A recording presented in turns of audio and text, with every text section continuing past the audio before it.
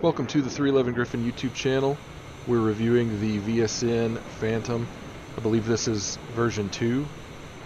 It's the latest version, whatever that is. I don't know the exact version number or build number, but we're going to review it really quickly. And first of all, I want to get a few things out of the way.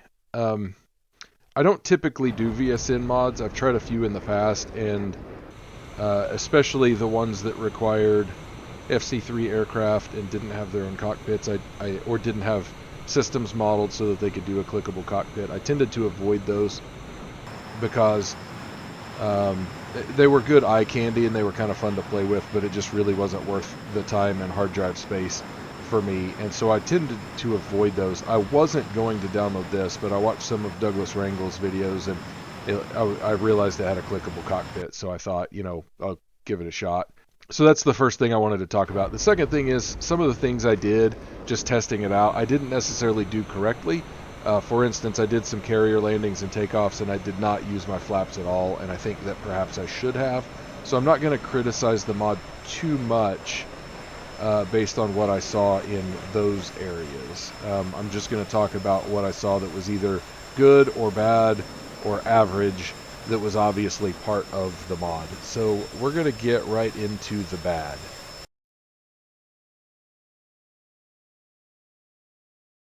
We're going to talk about the flight model here. The flight model on this needs a lot of work. It's not good, and it makes the plane not fun to fly. So right here, we're going to see a few scenes of this.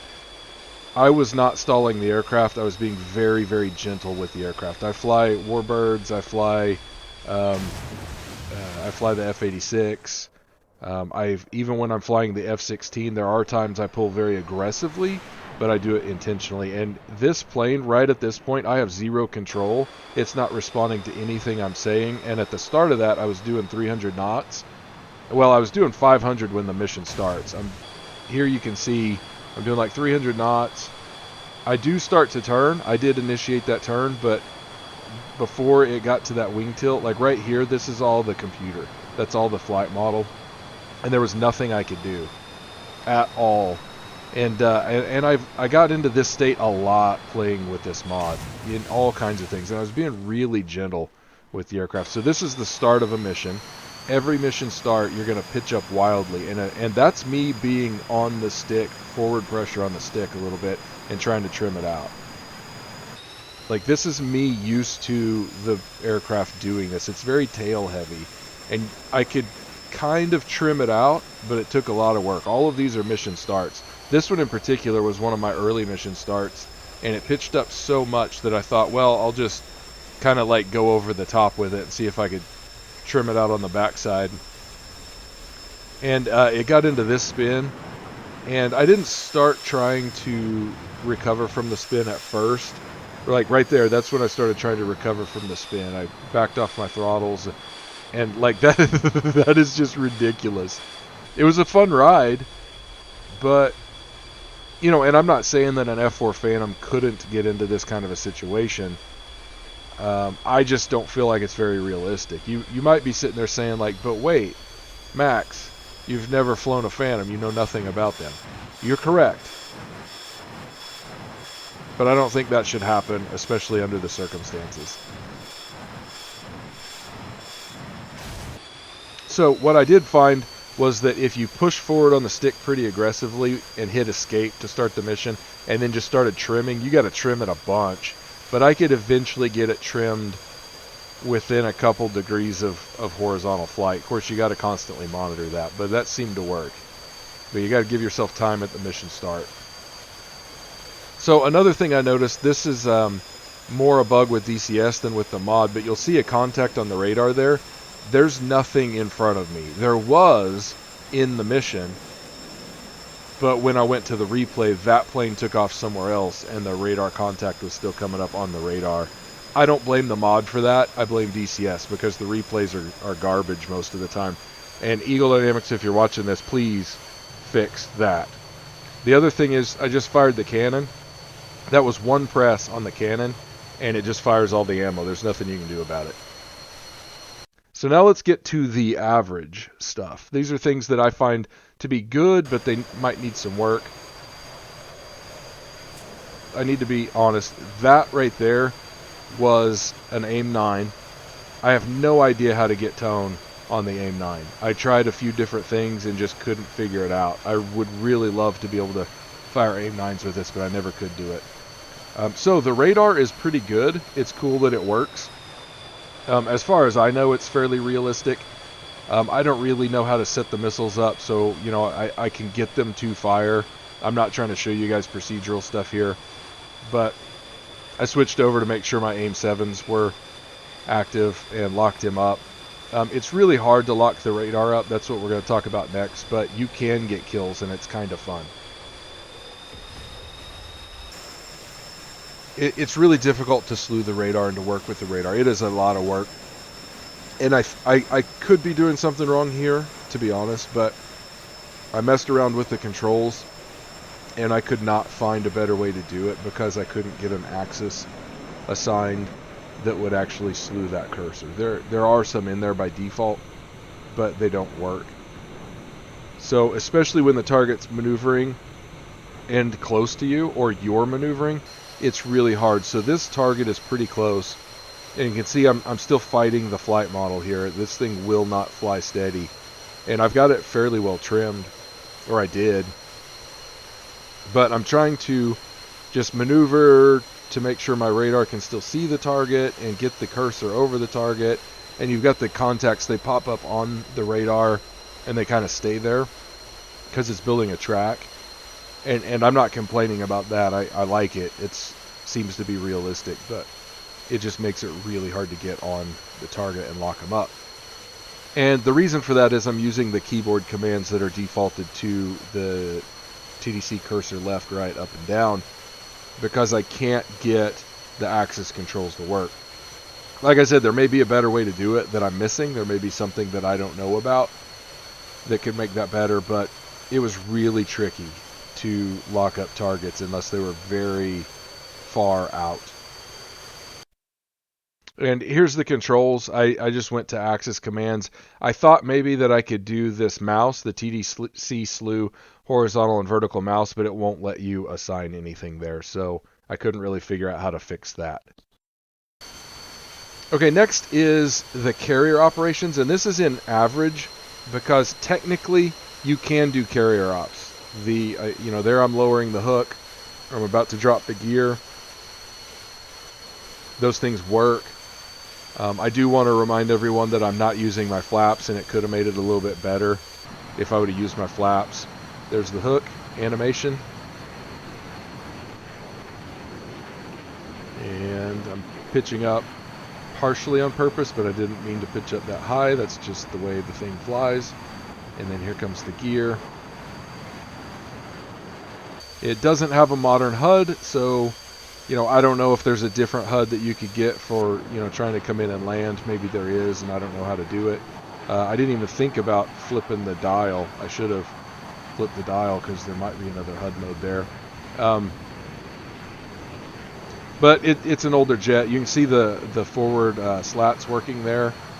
That's kind of cool. There's some animation there, which is some detail that is nice to have. That's not in the average. That I would put in the good.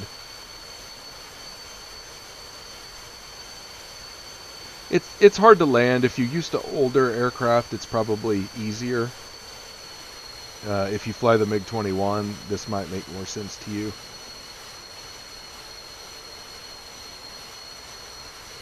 I do want to point out that in this replay I explode, but I did land on the carrier in the mission. I landed, I crunched the gear, but I landed. I did not explode.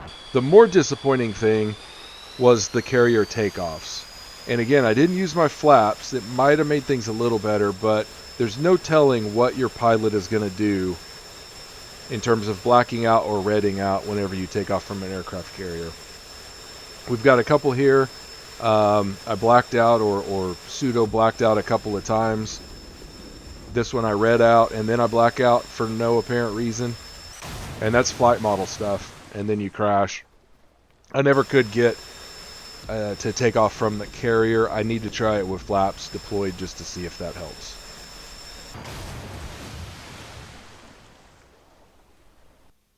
So now let's talk about the good.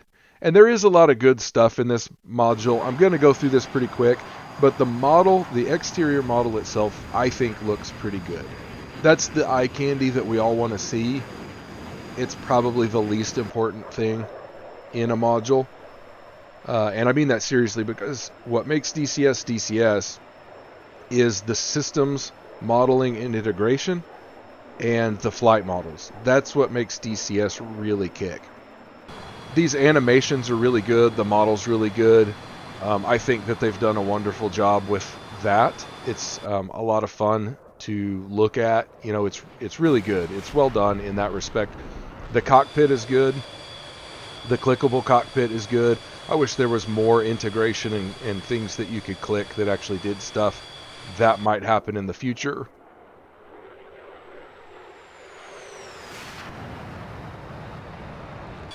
This launch system is really cool. That's just part of the exterior model and the detail that went into the mod. I love the fact that it's got the core. I don't remember what they call that, the sling or whatever. The radar is cool. And again, just being able to click the cockpit and make things happen in a realistic fashion that's a little bit kind of intuitive is really cool. Once you can figure out the radar and the missiles and all that kind of stuff, it is fun to shoot things down. I don't think I would ever have the patience to do this in a dogfight, because the flight model is so bad that I'm just going to crash every time. So I'll shoot down compliant targets or nearly compliant targets all day long. And ground attack is pretty fun. So again, the flight model really kind of kills this for me. And I'm not very good with the weapons, but you can put a lot of bombs on the F4, and it's relatively intuitive how to get them off your plane. So if you've flown the A4 Skyhawk mod, if you've flown the MiG-21, if you've flown the F-14, I'm trying to think of others that could have some similar functionality. But if you've flown some of those, you can get bombs off your plane somewhat effectively. Hitting what you're aiming at, on the other hand, might be a little tricky. So let's wrap it up and do a summary. I'm not going to fly this mod very much. I'm not saying it's a bad mod. I don't want to say that. Whenever you have a free standalone mod with a clickable cockpit and a decent external model, that's a pretty cool thing. I don't want to belittle the work that went into this, because it is a lot of work. And I appreciate it, and I know that there are people out in the community that really, really appreciate it, even more than I do. It's really cool what they've done. I can't do this. So I want to tip my hat to the mod creators. This mod is really good, and they've done a good job. They've done a good job on their other mods too. Again, I don't want to belittle that work. They've done excellent work here. If this thing had a better flight model that didn't pitch up wildly whenever you started a mission, and didn't just suddenly go into stalls and spins whenever it shouldn't, and if it didn't kind of like ride the rails, sometimes it gets into a state where the computer's just going to do what the computer's going to do. The flight model's going to take you on a ride, and it doesn't care what you do. Of course, you can get into those situations in real planes, like where you're out of control and you can't regain it, but it just happens at times in this jet, in this mod, when I don't believe that it should. If they could fix that and get it more accurate, I would be all over this mod. I think that it would just be absolutely fantastic. That's the biggest complaint. There are other bugs, like the cannon. That's really the only other major bug. Or I say major, I wouldn't call that a major bug, but if you try to use that gun pod, it's just not going to be any fun. Don't use it. Yeah, it's really the flight model. The flight model's it, and then everything else is just icing on the cake, I guess. So, you never know when this thing's going to kill you, and it may not be anything you've done. That being said, I'm not going to fly this very much, but you might check it out, because the clickable cockpit and the things that you can do in it are pretty solid, and if you just figure out how to fly it within the limitations of the flight model, you'll probably have some fun with it. So That's my 2 cents. Thanks for watching. Happy flying.